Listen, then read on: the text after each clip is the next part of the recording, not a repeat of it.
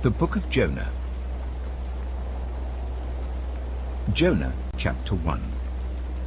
The word of the Lord came to Jonah, son of Amittai. Go to the great city of Nineveh and preach against it, because its wickedness has come up before me. But Jonah ran away from the Lord and headed for Tarshish. He went down to Joppa, where he found a ship bound for that port. After paying the fare, he went aboard and sailed for Tarshish to flee from the Lord. Then the Lord sent a great wind on the sea, and such a violent storm arose that the ship threatened to break up. All the sailors were afraid, and each cried out to his own god. And they threw the cargo into the sea to lighten the ship. But Jonah had gone below deck, where he lay down and fell into a deep sleep. The captain went to him and said, "How can you sleep? Get up and call on your God. Maybe he will take notice of us, so that we will not perish." Then the sailors said to each other, "Come, let us cast lots to find out who is responsible for this calamity." They cast lots, and the lot fell on Jonah. So they asked him, "Tell us, who is responsible for making all this trouble for us? What kind of work do you do? Where do you come from? What is your country? From what people are you?" He answered, "I am a Hebrew, and I worship the Lord, the God of heaven, who made the sea and the dry land." This terrified them, and they asked, "What have you done?" They knew he was running away from the Lord, because he had already told them so.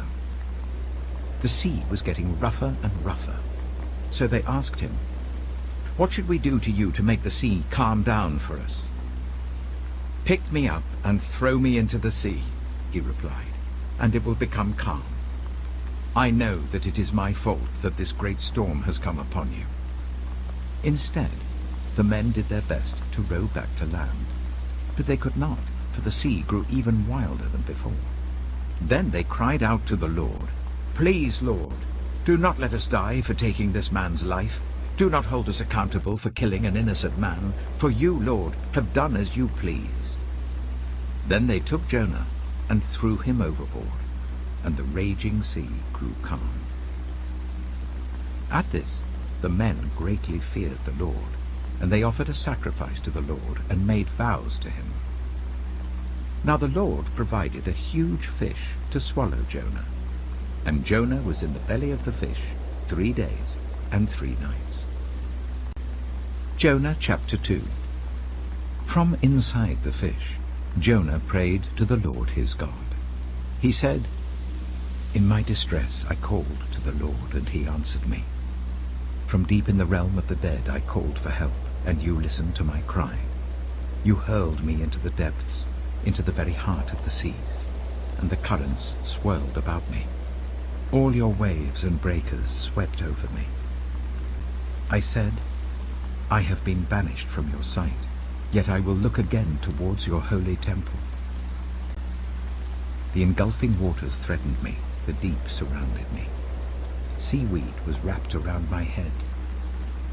To the roots of the mountains I sank down. The earth beneath barred me in forever. But you, Lord my God, brought my life up from the pit.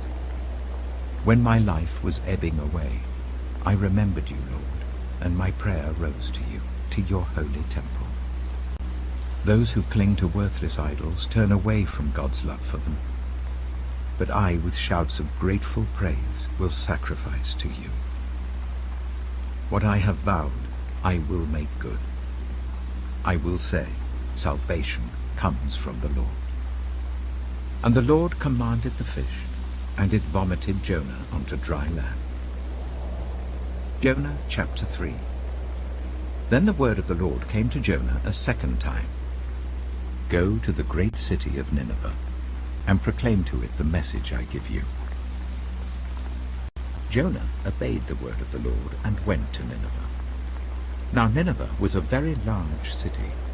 It took 3 days to go through it. Jonah began by going a day's journey into the city, proclaiming, 40 more days and Nineveh will be overthrown. The Ninevites believed God. A fast was proclaimed, and all of them, from the greatest to the least, put on sackcloth.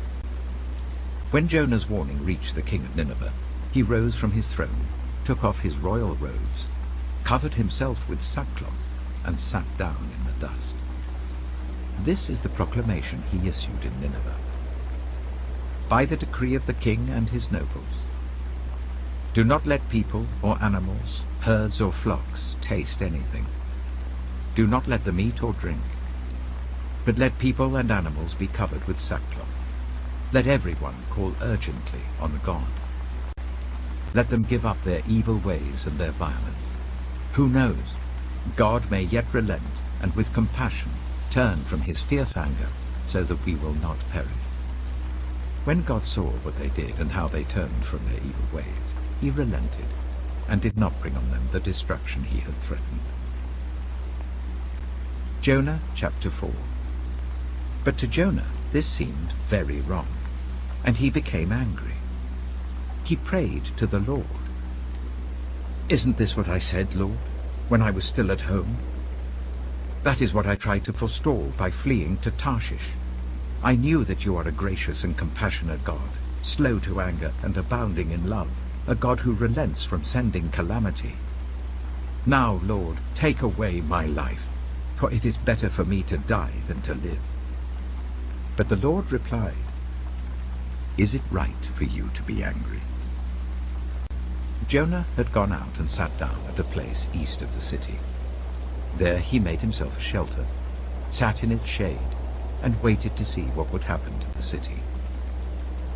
Then the Lord God provided a leafy plant and made it grow up over Jonah to give shade for his head to ease his discomfort. And Jonah was very happy about the plant. But at dawn the next day, God provided a worm, which chewed the plant, so that it withered. When the sun rose, God provided a scorching east wind, and the sun blazed on Jonah's head, so that he grew faint. He wanted to die, and said, It would be better for me to die than to live. But God said to Jonah, Is it right for you to be angry about the plant? It is, he said, and I'm so angry I wish I were dead. But the Lord said, You have been concerned about this plant, though you did not tend it or make it grow. It sprang up overnight and died overnight. And should I not have concern for the great city of Nineveh, in which there are more than 120,000 people who cannot tell their right hand from their left, and also many animals?